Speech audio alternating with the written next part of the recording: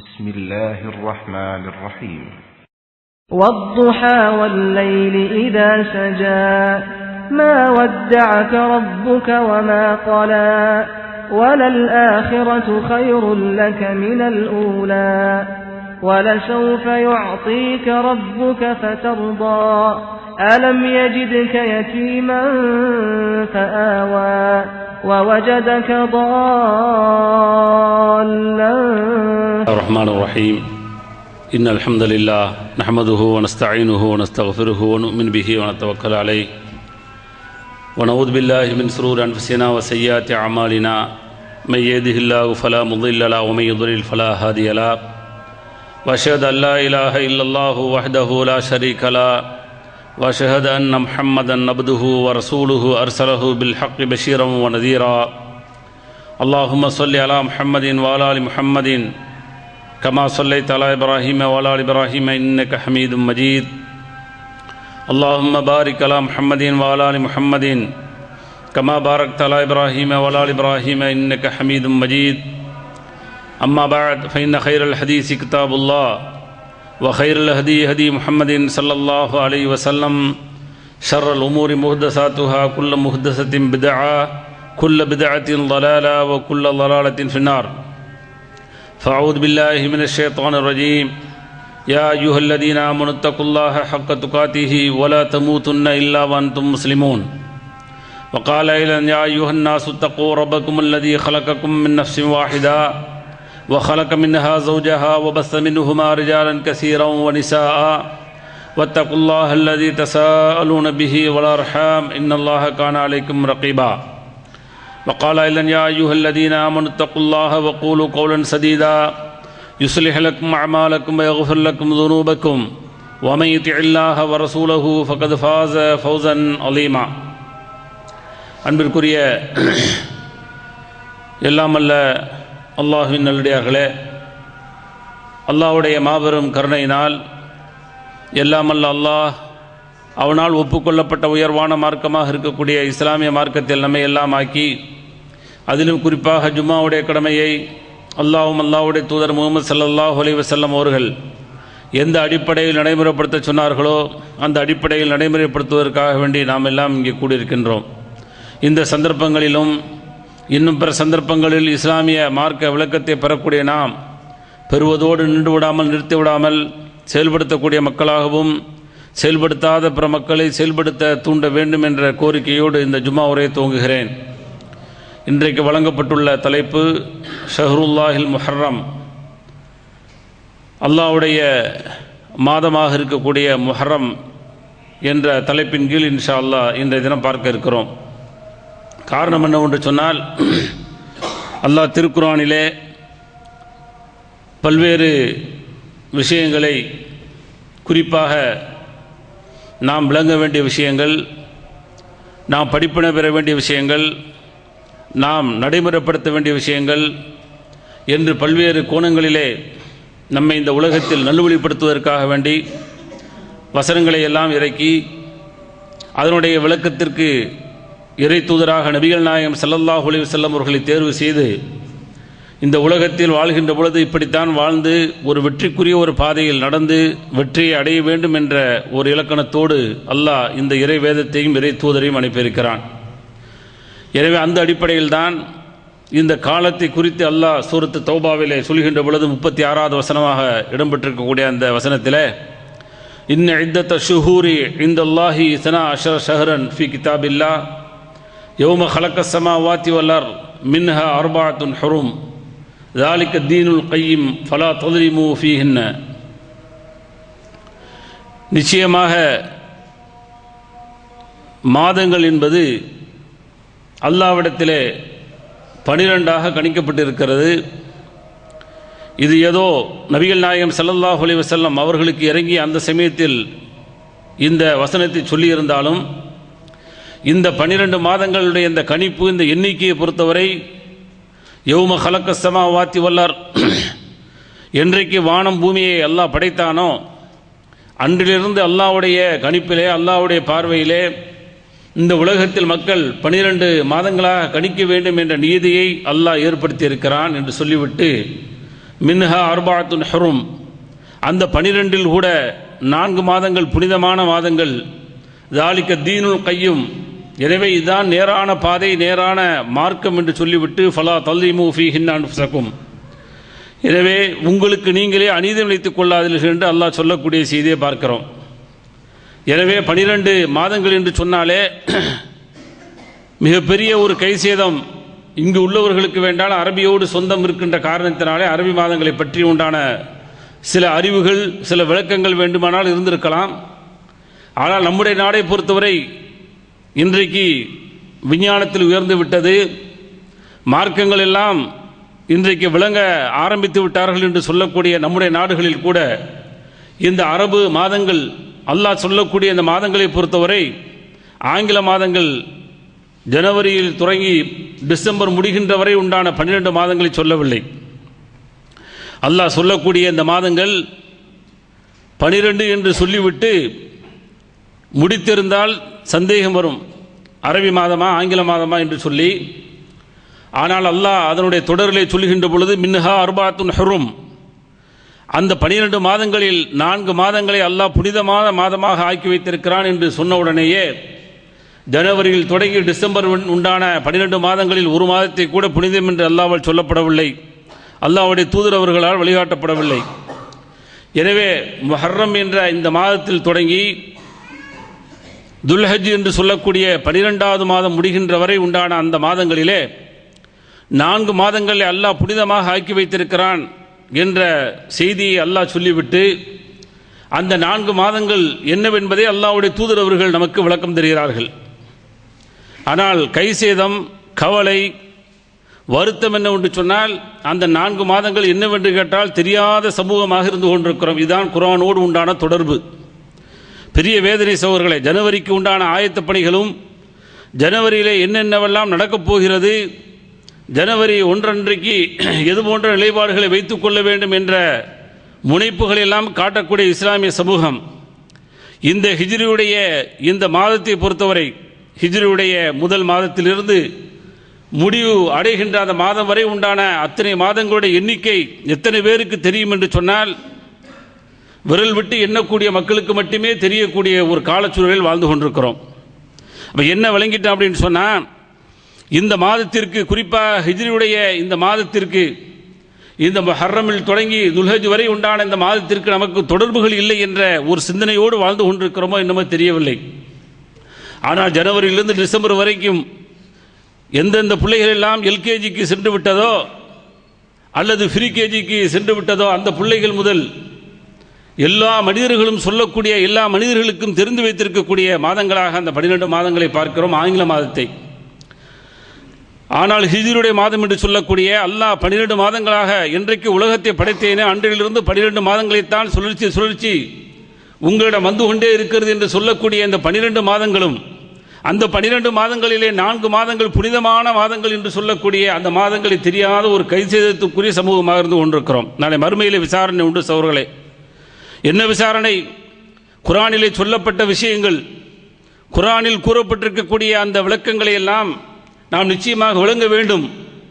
அப்படித்தான் ஈமான் கொண்டிருக்கிறோம். குர்ஆனை மேலோட்டமாக ஏதோ புற்களை மேய்கின்ற விலங்குகளைப் போல, கால்நடைகளைப் போல குர்ஆனை மேயக்கூடாது என்று அல்லாஹ் எதிர்பார்க்கிறான்.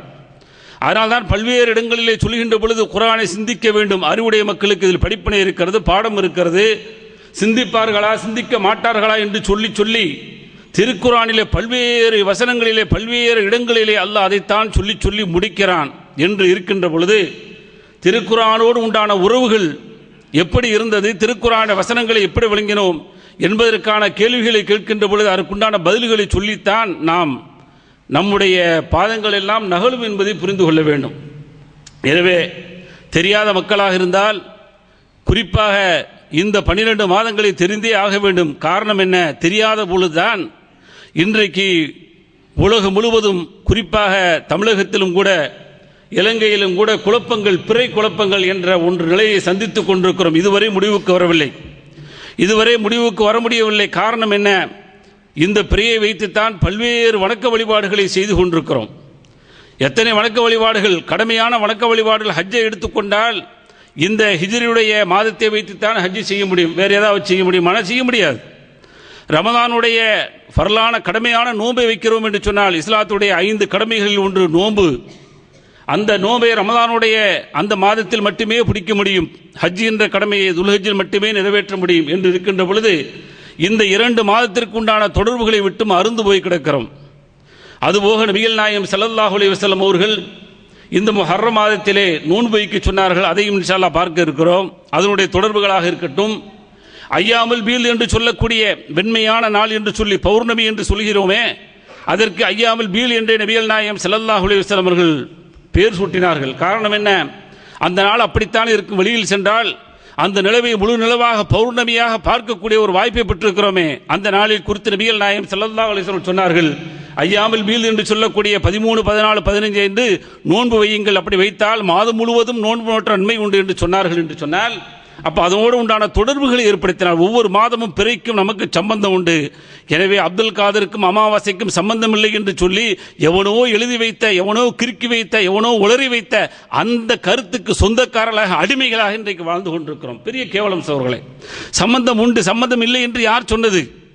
அமாவாசை என்பதை பொறுத்தவரை அந்த அமாவாசை என்பது இன்றைக்கு இல்லை என்று சொல்லக்கூடிய அளவிற்கு இன்றைக்கு விஞ்ஞானங்கள் நிரூபித்துக் கொண்டிருக்கிறது. ஆனால் அமாவாசை உண்டு, அந்த ஒரு நாளை ஒன்றுமே இல்லாத கருப்பு நாளாக இன்றைக்கு காலண்டரில் குறிக்கப்பட்டு அதற்கு அடுத்து தான் பிறை என்பது நமக்கு தென்படுகிறது என்ற ஒரு கோணத்தை உருவாக்கப்பட்டிருக்கிறது என்று சொன்னால் எங்கேயே கோளாறுகளும் குளறுபடிகளும் நடந்திருக்கிறது. ஆனால் இன்றைய வரை சமுதாயத்தில் தலைவர்களும் மார்க்க அறிஞர்களும் ஒன்று சேர்ந்து இதனுடைய விஷயத்திலே முழுமையான ஒரு கருத்து ஒற்றுமையை கொண்டு வர வேண்டும் என்ற அந்த சிந்தனையற்றவர்களாக இன்றைக்கு வாழ்ந்து கொண்டிருக்கிறோம். அவர்கள் பின்னால் யார் யாரெல்லாம் எந்த கருத்துக்கு சொந்தக்காரர்களாக யாரையெல்லாம் நேசிக்கிறோமோ அவர்களுக்கு பின்னால் அப்படியே கொடிபிடித்து செல்லக்கூடிய மக்களாக இருந்து கொண்டிருக்கிறோம். வருத்தம் சகோதரர்களே, கண்ணீர் வடிக்க வேண்டிய ஒரு கட்டத்தில் நாம் இருந்து கொண்டிருக்கிறோம். காரணம் என்ன? நமக்கு முழுக்க முழுக்க சொந்தம், நம்முடைய வணக்க வழிபாடுகளில் அதிகமான சொந்தம் இந்த பிறையோடு உண்டான அந்த கணக்கிற்குத்தான் நமக்கு சொந்தம் என்று இருக்கின்ற பொழுது அதை விட்டு நாம் அந்நியப்படுத்தி விட்டோம் என்று சொன்னால், அந்த அந்நியப்பட்டவர்களாக நாம் இந்த உலகத்தில் வாழ்ந்து விட்டு மறைந்து விட்டால் மறுமையில் விசாரணை உண்டா இல்லையா? மறுமையில் கேட்பானா இல்லையா? நிச்சயமாக கேட்கப்படும்.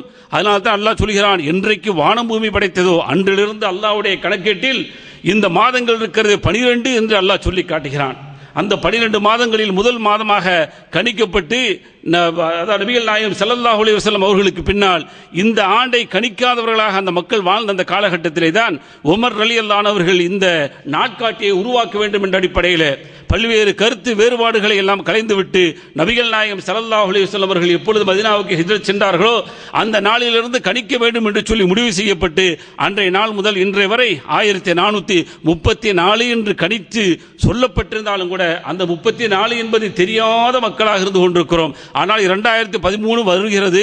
2013 என்னென்னவெல்லாம் வரப்போகிறது, என்னென்ன காலண்டர்கள்லாம் வரப்போகிறது, என்னென்ன கார்கள் வரப்போகிறது, என்னென்னலாம் லேட்டஸ்டாக உருவாக போகிறது என்பதையெல்லாம் விளங்கி இருக்கக்கூடிய நாம் 1434 என்பதை விளங்காமல் இருக்கிறோம் என்று சொன்னால் கவலையா இல்லையா சகோதரர்களே? அந்த அடிப்படையில் தான் முஹர்ரம் என்பது முதல் மாதமாக கணிக்கப்பட்டு இந்த மாதமும் அல்லாஹ்வால் சொல்லப்படக்கூடிய மின்ஹா அர்பஅத்துன் ஹுரும், அந்த மாதங்களிலே 12 4 மாதங்கள் புனிதம் என்று அல்லாஹ் சொல்கிறானே, அந்த புனிதமிக்க மாதத்தில் ஒன்று இந்த முஹர்ரம் மாதம் என்று நபிகள் நாயகம் ஸல்லல்லாஹு அலைஹி வஸல்லம் சொல்லக்கூடிய செய்தியை பார்க்கிறோம். துல்கதா, துல்ஹஜ், முஹர்ரம் என்று 3 தொடராக சொல்லிவிட்டு ரஜபை நபிகள் நாயகம் ஸல்லல்லாஹு அலைஹி வஸல்லம் சொன்னார்கள். 4வதாக இந்த 4 மாதங்கள் புனிதமான மாதங்கள், போர் செய்யக்கூடாது.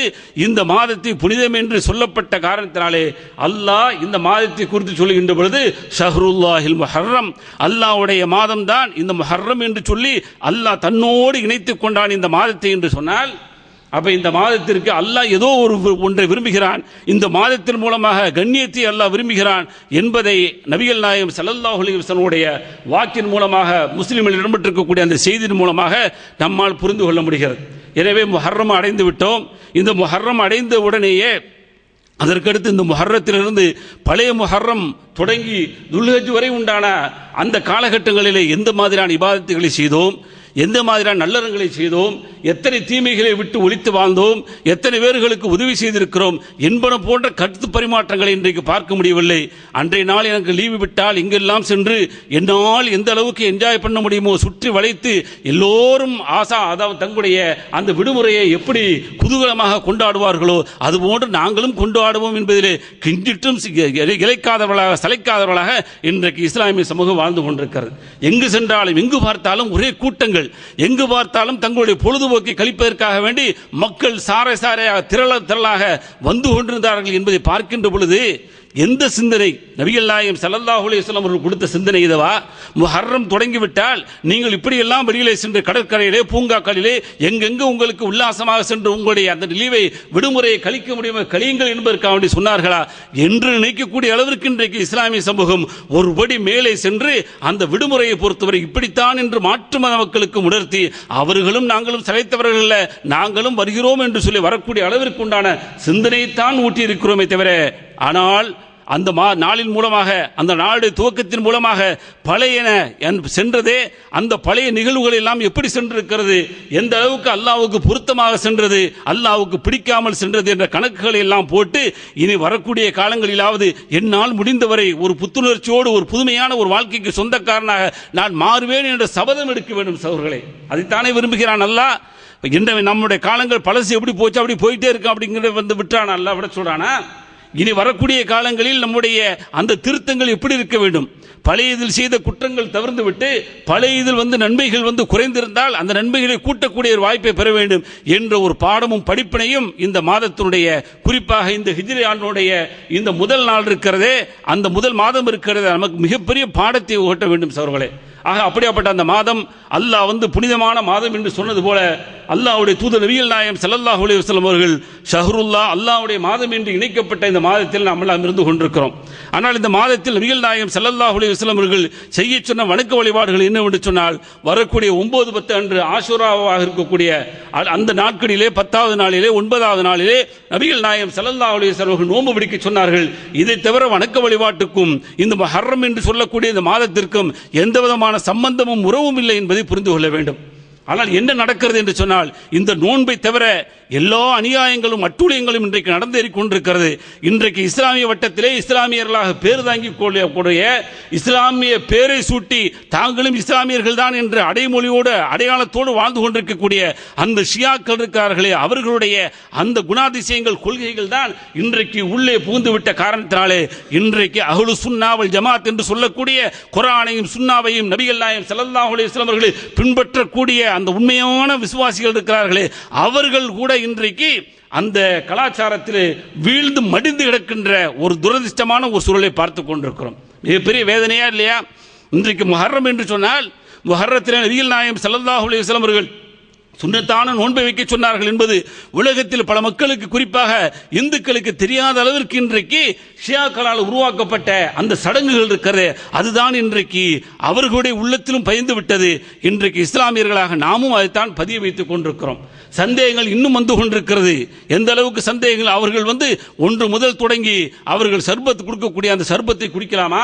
அவர்களுடைய ஹுசைனியாக்களிலே, அவர்களுடைய திவானியாக்களிலே அவர்கள் கொடுக்கக்கூடிய உணவுகளை சாப்பிடலாமா என்று சொல்லி அவர்களை பொறுத்தவரை நாம் எப்படி அவர்களோடு உறவு வைத்துக் கொள்ள முடியும்? யோசிக்க வேண்டாமா?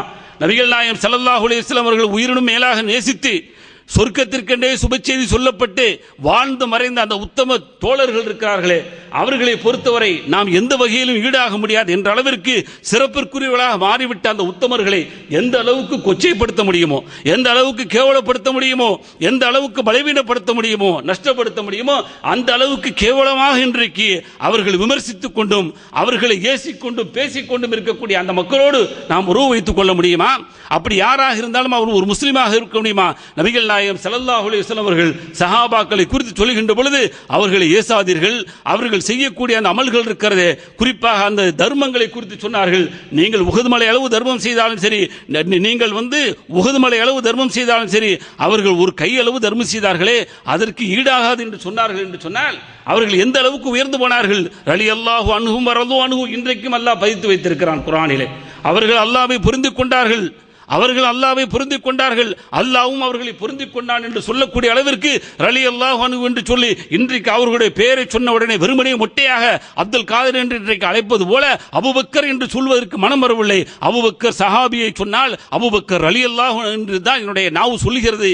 எல்லாருடைய நாவும் விரும்புகிறது முஸ்லிம்களுடைய நாவு என்று சொன்னால் அந்த பிரார்த்தனையை, அந்த பொருத்தத்தை அல்லாஹ் அடைந்திருக்கிறான். அல்லாஹ்விடத்தில் அடைந்து விட்டார்கள், மேலும் மேலும் நாம் அவர்களுக்காக வேண்டி பிரார்த்தனை செய்ய வேண்டும் என்ற அடிப்படையிலே ரலியல்லாஹு அன்ஹு என்று சொல்லி அடைமொழியாக ஒரு பிரார்த்தனை செய்கிறோம் என்று சொன்னால், அந்த அளவுக்கு உயர்ந்த அந்த உத்தமர்கள், அந்த நபித்தோழர்களுடைய அந்த வாழ்க்கையை கொச்சப்படுத்தும் விதமாக எந்த அளவுக்கு கேவலப்படுத்த முடியுமோ அவ்வளவு கேவலப்படுத்தக்கூடிய அந்த மக்களுடைய சிந்தாந்தங்கள் தான் இன்றைக்கு 1 முதல் 10 வரை உண்டான அத்தனை கேலிகளும் கூத்துகளும் இன்றைக்கு நடைமுறைப்படுத்தப்பட்டு கொண்டிருக்கிறது. அது நாமும் மிஞ்சியவர்கள், நாமும் அதில் சளைத்தவர்கள் என்று சொல்லக்கூடிய அளவிற்கு நம்முடைய நாடுகளிலும் அரங்கேற்றம் செய்யப்படுகிறது. இதை முற்றிலும் தவிர்த்து கொள்ள வேண்டும். இது சம்பந்தமாக எந்த விஷயமாக இருந்தாலும் சரி, திருமணம் முடிக்கக்கூடாது என்ற ஒரு ஐதீகம், இதுவும் தவறான ஐதீகம். குறிப்பாக இந்த 10 தினங்களிலே புதிதாக திருமணம் முடித்தவர்கள் சேரக்கூடாது, இந்த ஐதீகம் முற்றிலும் ஒழிக்கப்பட வேண்டிய ஐதீகம். இந்த 10 தினங்களிலே கவுச்சிகள், குறிப்பாக இறைச்சி போன்றவைகள், மீன் கவுச்சிகள் இருக்கிறதே, நான்வெஜ் என்று சொல்லக்கூடிய, அதை சாப்பிடக்கூடாது, அசைவ உணவுகள் சாப்பிடக்கூடாது என்ற சித்தாந்தங்கள் எல்லாம் இன்றைக்கு பதிய பெற்று, அதுபோக அந்த 10ஆம் நாளிலே இந்துக்களை எல்லாம் மிஞ்சி செல்லக்கூடிய அளவிற்கு தீயை நிரப்பி, தீகளை குழியை வெட்டி, தீ பந்தங்களை உருவாக்கி, தீகளை உருவாக்கி அதில் இறங்கி நடந்து செல்லக்கூடிய ஒரு கேவலமான ஒரு காட்சி இன்றைக்கு இஸ்லாமிய சமூகத்திற்கு அறிமுகப்படுத்தப்பட்டு கொண்டிருக்கிறது என்று சொன்னால், இது முடிந்தவரை தடுக்க வேண்டும் சோர்களே. இன்றைக்கு மாட்டார்கள் ஒன்று செய்கின்ற பொழுது எந்த அளவுக்கு கொதித்தெழுகிறோமோ, ஆனால் ஒரு முஸ்லீம் செய்கின்ற பொழுது, ஒரு முஸ்லீமுடைய அடைமொழியை வைத்து செல்கின்ற பொழுது, ஒரு முஸ்லீம் வந்து ஒரு ஜமாத்தாக இருந்து செய்கின்ற பொழுது அங்கே வேகத்தை காட்டாத மக்களாக இருந்து கொண்டு காட்ட வேண்டும். முடிந்தவரை முயற்சி செய்ய வேண்டும். நம்முடைய மஹல்லாக்களில், நம்முடைய ஜமாத்துகளிலே இது போன்ற கொடூரங்கள், இது போன்ற சம்பவங்கள் நடந்தால் அதையெல்லாம் முற்றிலும் ஒழிக்க வேண்டும் என்ற சிந்தனையோடு நாம் வாழ்கின்ற பொழுதுதான் நாம் அந்த கருத்துக்களை ஒழிக்க முடியும், அந்த செயல்களை அறவே ஒழிக்க முடியும். அல்லாஹ்வுக்கும் அல்லாஹ்வுடைய தூதருக்கும் பிடிக்காத காரியங்கள் இன்றைக்கு நடந்தேறி கொண்டிருக்கிறது. அதுபோக இன்னும் சில ஊர்களில் பார்த்தீங்கன்னா அந்த 10ஆம் நாள் வந்து ஃபாத்தியாக்கள், எவ்வளவு பெரிய ஒரு மௌட்டிகம், எவ்வளவு பெரிய ஒரு அனாச்சாரம், நபிகள் நாயகம் ஸல்லல்லாஹு அலைஹி வஸல்லம் அவர்கள் காட்டாத எவ்வளவு பெரிய ஒரு பிதஅத் வந்து இன்றைக்கு அரங்கேற்றம். யார் என்று சொன்னால் அறிஞர் பெருமக்கள் போய் அரங்கேற்றிக் கொண்டிருக்கிறார்கள். பெரிய கொடூரம். பல மாவட்டங்கள் தெரியும் எனக்கு.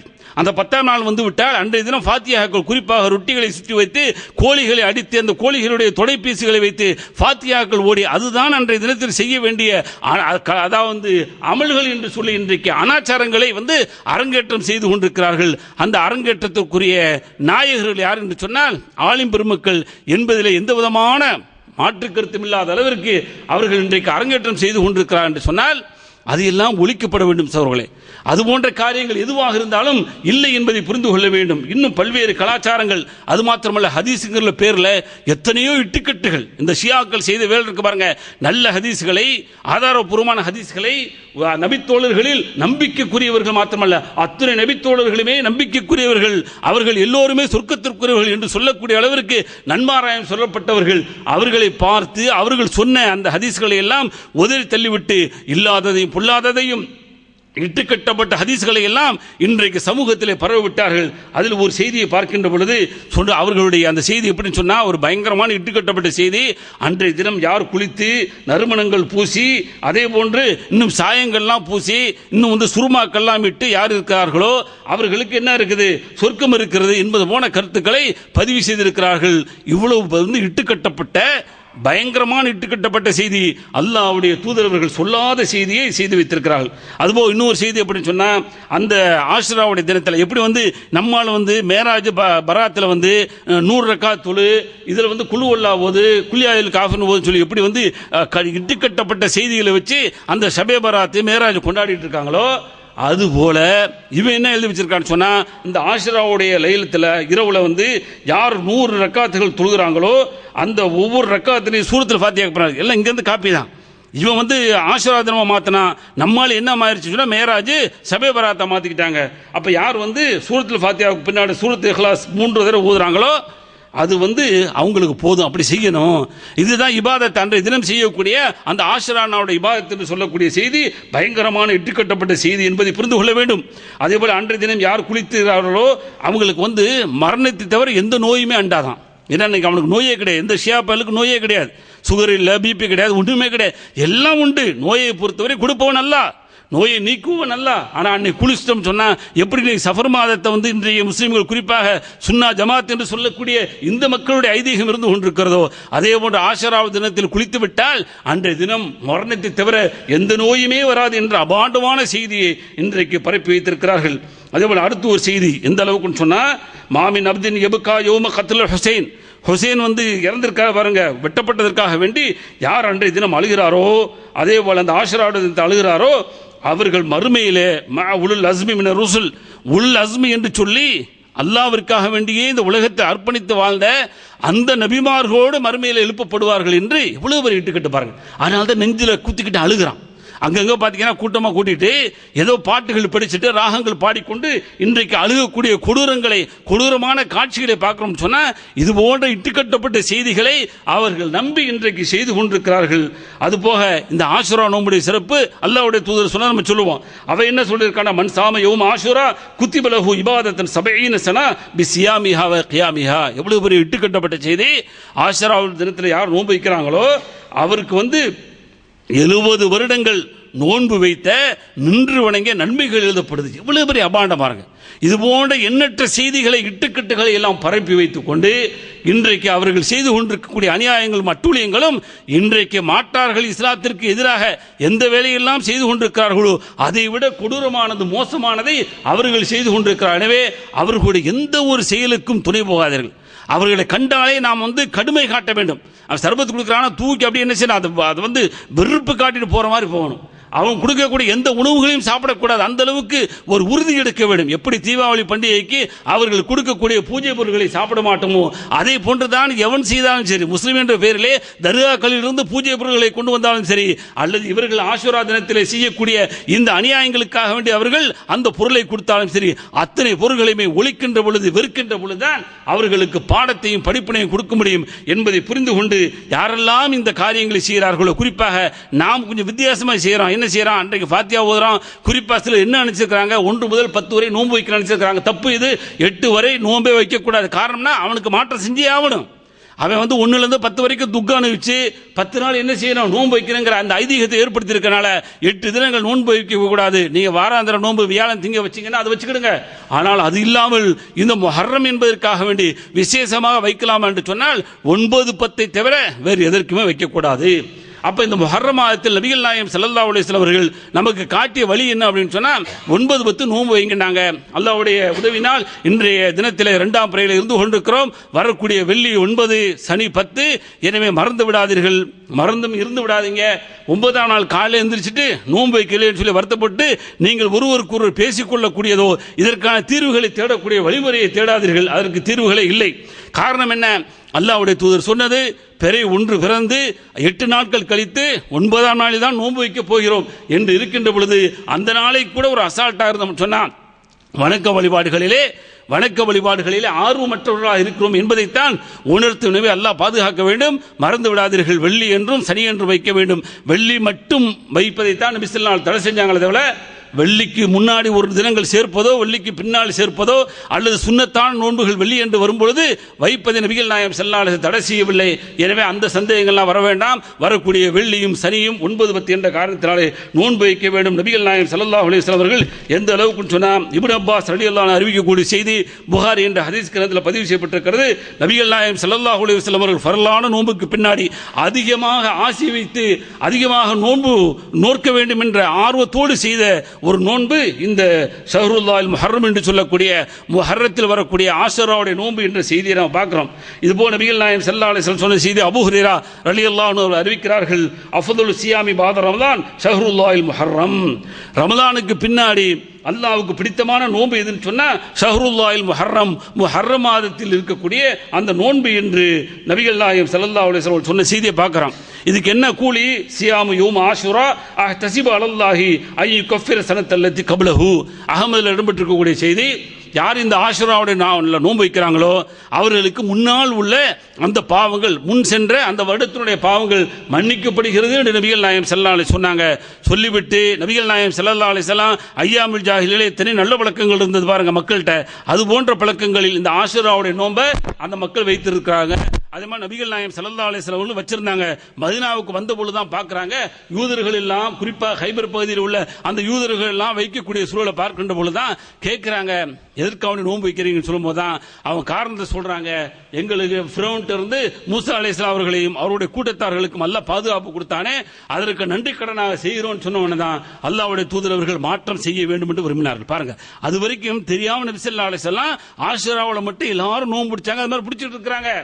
ஆனால் இந்த செய்தி தெரியும் யூத பசங்க, அயோக்கியர்கள், அநியாயக்காரர்கள், கொடும்பாவிகள் இவ்வளவு பெரிய ஒரு வேலையை செய்யறான், அதே வேலையை நாமும் செய்யறோமே, எனவே அசூமன் தாசியா, நான் வரக்கூடிய வருஷம் உயிரோடு இருந்தா 9ஐயும் சேர்த்து நோன்பு பிடிப்பேன் என்று நபிகள் நாயகம் ஸல்லல்லாஹு அலைஹி வஸல்லம் அவர்கள் 9ஐயும் சேர்த்து பிடிப்பதற்கு அவனுக்கு எந்த வகையிலும் நாம் ஒட்டுமுறை வைத்துக் கொள்ளக்கூடாது என்பதில் நபிகள் நாயகம் ஸல்லல்லாஹு அலைஹி வஸல்லம் கவனத்தோடு இருந்திருக்கிறார்கள்.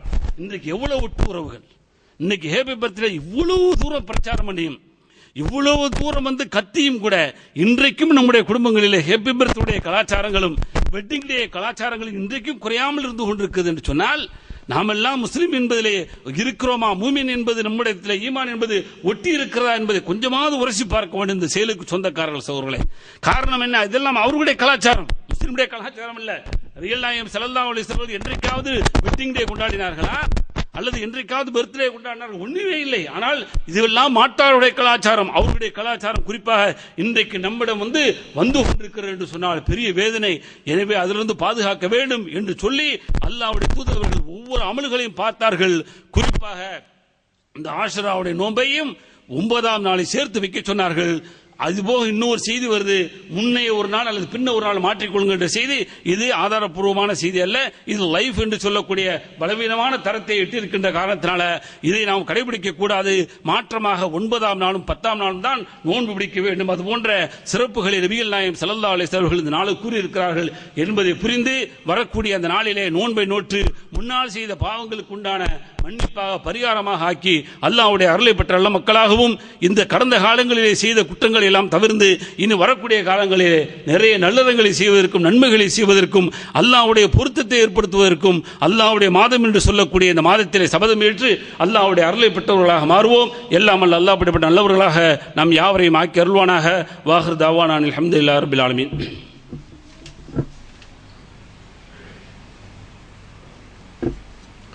பிஸ்மில்லாஹிர் ரஹ்மானிர் ரஹீம். அன்பிற்குரிய சகோதர சகோதரிகளே, முதல் உரையில் சொன்னது போல எத்தனை தீமைகள் இந்த உலகத்தில் நடந்தால் அந்த தீமைகளை எல்லாம் எந்த அளவிற்கு நம்மளால் எதிர்க்க முடியுமோ, நம்முடைய எதிர்ப்புகளை காட்டி அந்த தீமைகளை குறைக்க முடியுமோ, குறிப்பாக தனி மனிதர்களிலிருந்து குடும்பங்களிலிருந்து சமூகம் வரை உண்டான அத்தனை தீமைகளையும் கண்டாலே எந்த அளவுக்கு நம்மால் அதை கையாலோ அல்லது நாவாலோ அல்லது உள்ளத்தால் விற்கக்கூடிய அது போன்ற காரியங்களால் செய்து தீமைகளை தடுக்க வேண்டும் என்ற ஒரு பாடத்தை நபிகள் நாயகம் ஸல்லல்லாஹு அலைஹி வஸல்லம் அவர்கள் நமக்கு தெரிகிறார்கள். அதுபோன்று அல்லாஹ்வும் சொல்லுகின்ற பொழுது நாம் இந்த சிறந்த சமூகமாக இந்த உலகத்தில் அனுப்பப்பட்டதற்கான காரணமே நன்மையை ஏவி தீமையை தடுக்கின்ற ஒரே ஒரு காரணத்தினால்தான் நாம் சிறந்த சமூகமாக குறிப்பாக உலகத்தில் தோன்றிய மக்களிலேயே ஒரு உயர்வான சமூகமாக தேர்ந்தெடுக்கப்பட்டிருக்கிறோம். எனவே அப்படிப்பட்ட ஒரு உயர்வை நாம் பெற்றிருக்கக்கூடிய நாம் இன்றைக்கு பெரிய ஒரு கவலைக்குரிய விஷயம் என்ன அப்படின்னு சொன்னால், நிறைய தீமைகளை பொறுத்தவரை கண்டுகொள்வதே இல்லை.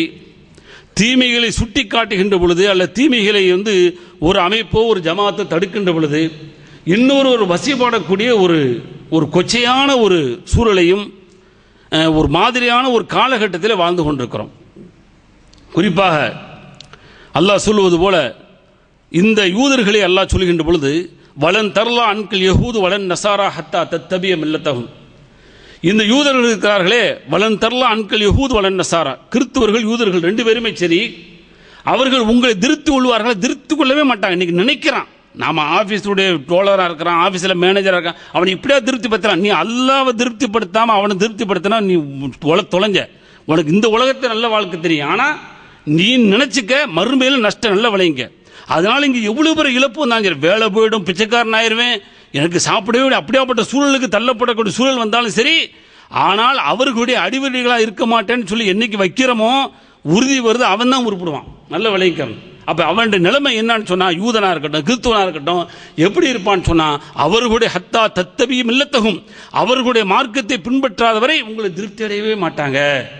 அவ பாருங்க, இன்னோசன்ட் ஆஃப் இஸ்லாம்னு சொல்லி முஸ்லீம்னு சொல்லி என்ன செஞ்சான், அமெரிக்காவில் உள்ளவன் எடுத்தான்னு சொல்லி கொதித்து எழுந்தான். இங்கே பார்த்தா இப்போ எங்கே வரைக்கும் வந்திருக்கான்னு சொன்னால், நம்ம வீட்டுக்கு பக்கத்தில் இருக்கான் பாருங்க, அவன் வரைக்கும் இன்றைக்கி ரெடியாக இருக்கான் நம்மளை சீண்டுறதுக்கு. நம்ம வீட்டுக்கு பக்கத்தில் இருக்கான்லங்க, அவன் வரைக்கும் நம்மளை சீண்டுறதுக்கு ரெடியாக இருக்கிறான். எப்படியாவது சீண்டிக்கிட்டே இருக்கணும். ஏன்னு சொன்னால் நாம் உஷாராக இருக்கிறோமா இல்லையா அப்படிங்கிறதுக்கான ஒரு வேலையாக கூட இருக்கலாம். அப்படி இல்லாத பொழுது நாம் இது விஷயத்தில் எப்படி அணுகிறோம், ஒரு தீமை நடந்தால் அந்த தீமைக்கு எதிராக எப்படி நாம் அணுகிறோம், நம்முடைய அணுகுமுறை எப்படி இருக்குது என்பதை பார்ப்பதற்காக வேண்டிய ஒரு டெஸ்ட்டை கூட அல்லாஹ் என்ன செய்யலாம், அந்த கயவர்கள் மூலமாக ஒரு டெஸ்ட் வைக்கலாம். முருகதாஸ் என்ற ஒரு அயோக்கியன், அவன் மூலமாக இந்த வார்த்தையை போடும்போது என்ன ஜும்மால எல்லாம் போடலாங்க. அல்லாஹ் ஹிமார் அப்படிங்கிறான் குர்ஆன்ல, ஹின்சீர்ங்கிறான், பன்றிங்கிறான். அதை நான் ஓதும் பொழுது நமக்கு அர்த்தம் தெரியாதனால நான் பாட்டில் ஓதிட்டு போறேன். இங்கே உட்கார்ந்து தமிழில் கழுதை பன்றி என்று சொன்னால் கோபம் வருகிறது. என்ன ஒன்று வழங்கல், எனக்கு சொல்லத்தான் செய்வேன், சொல்லலாம். அல்லாஹ் அனுமதி கொடுக்குறான். அல்லாஹ் சொல்றாங்க, யார் வேதத்தை வேதமாக கருதலையோ அவர்களுக்கு உதாரணம் சொல்லும் பொழுது, தௌராத்தை எப்படி சுமந்துட்டு போதோ, அந்த சுமந்துட்டு போன கழுதைக்கு ஏதாவது ஒன்று தெரியுமா, பொதி சுமந்த கழுதைகளை போலதான் அவர்கள் தௌராத்தை வச்சிருந்தாங்க அப்படின்னு சொல்லி கழுதைன்னு எல்லாம் சொல்றான். ஹிமார்னு சொல்றான், சொல்லும்போது சொல்லித்தான் ஆகணும். ஹின்சின்னு சொல்லும்போது சொல்லித்தான் ஆகணும். அல்லாஹ் யாருக்கு அறிவுகளை சரியாக பயன்படுத்த முடியவில்லையோ, சிந்தனையை பயன்படுத்தவில்லையோ, உள்ளத்தை சரியாக பயன்படுத்தவில்லையோ, அவர்கள் எல்லாம் அந்த ஆடு மாடுகளை போன்றவர்கள் என்று சொல்லிவிட்டு இல்லை அதை விட மோசமானவர்கள்ங்கிறான். இப்போ ஆடு மாடுன்றா சொல்லித்தானங்க ஆகணும், சொல்லும் பொழுது வேகம் வருது, வழியில் சொல்லித்தாங்க ஆகணும். வேகம் கடுப்பு இருக்குங்க. ஏங்க அந்த முருகதாஸுங்கிற நாய் எடுக்க யாரை சீன்ற, எதுக்கு சீன்ற? உலகத்தில் எல்லாருமே தீவிரவாதிகள் எவ்வளவு பேர் செஞ்சுக்கிட்டு இருக்கிறான், எவ்வளவு பெரிய அயோக்கியம் நடந்துட்டு இருக்கிறது, ஒவ்வொரு நாடுகளும் எவ்வளவு பெரிய பிரச்சனை நடந்து கொண்டிருக்கிறது. இன்றைக்கு முஸ்லிம்கள் எல்லாம் தீவிரவாதத்தை கையில் எடுத்து தீவிரவாதம் என்பது உண்டு என்று சொன்னால் இன்றைக்கு உலகமே இஸ்லாமாயிருக்கும். நல்லா வழங்கிடுங்க, உலகமே இஸ்லாமாயிருக்கு. தீவிரவாதம் உண்டு, ஒன்று தீவிரவாதத்தின் அடிப்படையில் தான் இஸ்லாத்தை பரப்ப வேண்டும் சொல்லியிருந்தா இன்னைக்கு உலகம் முழுவதும் தீவிரவாதத்தால் எல்லாத்தையுமே இஸ்லாத்தை ஆக்கியிருக்க முடியும். ஆனால் அது இல்லை, அது இஸ்லாம் நமக்கு சொல்லலை. பால் எடுக்க சொல்லல, துப்பாக்கி எடுக்க சொல்லல, பாம் எடுக்க சொல்லல, பாம்பை கட்டி கொண்டு விழுக சொல்லல. சொல்லி இருந்தால் செய்வோம். அல்லாஹ்வுடைய தூதர் சொன்னாங்க, நீங்க எங்க போய் என்ன செய்ய சொல்றீங்க, கடல்ல குதிக்க சொல்றீங்க, குதிக்கிறேன் சொன்னாங்க. அல்லாஹ்வும் அல்லாஹ்வுடைய தூதர் சொல்லும்போது செய்யத்தாங்க செய்வோம். அல்லாஹ்வும் அல்லாஹ்வுடைய தூதர் சொல்லாததை செய்ய மாட்டோம், சொல்லல செய்யல. அப்ப என்ன நடக்குன்னு சொன்னா, அப்ப முருகதாஸ் இப்படி செய்யறான், விஜய் கூத்தாடி அந்த கேடி பேடி போய்க்கிறான் நாய், அந்த நாய் இப்படி செய்யறான் அப்படின்னு சொன்னா அப்ப ஒன்று ரெண்டு பேரும் வேகம் வரத்தானே செய்யும். ஒரு ஜமால் கத்திக்கிட்டு இருக்கான் அப்படின்னு சொன்னா அதை பார்த்தவனுக்கு கோவம் வருமா வராது. அங்கே பார்த்துட்டுனா அந்தந்த அமைப்புகளுக்கும் அந்த சவுர்களுக்கும் ஊரில் உனக்கு ஃபோனு பறந்துருக்கு. இப்போ பார்த்தா பாருங்க, அவனுக்கு ரெண்டாவது வர்றேன், அவனை விடலை, அது ரெண்டாவது வர்றேன். அப்போ பாருங்க, அந்த ஃபோனு பறக்கும் போது என்ன செய்வாங்க, அதற்குண்டான முடிவுகளை எடுத்தானே ஆகணும், அதற்குண்டான பிரச்சனைகள் தீர்வுகள் செஞ்சுதான் அவனை செய்தார்கள். இன்றைக்கு சொல்லியிருக்கிறான், ஆனால் எந்த அளவுக்கு செய்வான்னு தெரியல. நான் வாபஸ் வாங்கிக்கிறேன், அதை சரி பண்ணுறேன், அதை எடிட் பண்ணுறேன் அப்படின்னு சொல்லியிருக்கிறான். எதுக்கு சொல்றேன்னு சொன்னால், இதுதான் நம்மளை எப்பவுமே சீண்டிக்கிட்டு இருப்பான். அப்போ சீண்டும் போது என்ன செய்வான், பம்பைங்கிற படத்தை எடுத்து பெரிய தீவிரவாதத்தை காட்டினான். எவனோ ஒருத்த கொண்டு போய் அவன் இருக்கிற இடத்துல பாம்பு வச்சான். அதுக்கு என்ன செய்ய முடியும்? எவனோ ஒருவன் வைத்ததை இங்குள்ள மக்கள் மட்டுமல்ல உலகத்தில் உள்ள முஸ்லீம்கள் எல்லாம் அங்கீகரிக்கிறோமா? இதையும் ரொம்ப வேகப்படுறான். அவனை வெட்டுறதை தவிர வேறு வழி இல்லை அப்படிங்கிற முருகதாச. அந்த கூத்தாடி விஜயை கொல்றதை தவிர வழி இல்லை என்று கமாண்ட் எழுதுறான். அவன் எழுதுனதுக்கு நான் சம்பந்தப்பட முடியுமா? இஸ்லாம் சம்பந்தமாகுமா? அவன் உணர்ச்சி வசப்படுற, அந்த உணர்ச்சி வசப்படுத்தியது யாரு? அதை கேட்கறதுக்கு நாதி இல்லை. இந்த உணர்ச்சி வசப்பட்டு அவனை கொல்ல வேண்டும் என்று சொல்லக்கூடிய அந்த வார்த்தை ஒரு முஸ்லிம்கிட்ட வருதுண்டா, ஏண்டா வந்துச்சு அப்படின்னு சொல்லி கேட்கறதுக்கு ஆள் இல்லை. ஆனா என்ன சொல்றான், இவன் இப்படி செஞ்சிட்டான், அதுக்கு முஸ்லீம் இப்படி சொல்லிட்டான், அதுக்கு ஒரு தீவிரவாதி.